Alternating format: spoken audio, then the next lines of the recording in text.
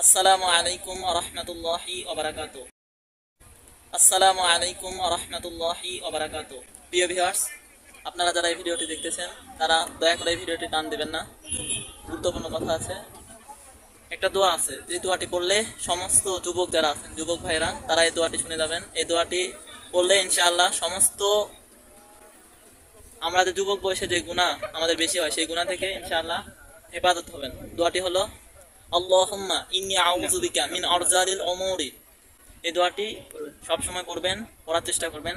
আর মাগরিবের নামাজ এবং ফজরের নামাজ পড়ে ইয়া মালিক ইয়া কুদ্দুস, ইয়া মালিক ইয়া কুদ্দুস, এই দোয়াটি 11 বার পড়বেন।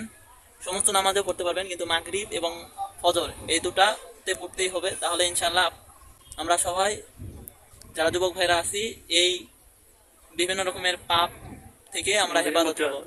সবাই এই ভিডিওটি শেয়ার করবেন, উপরে ক্লিক করুন।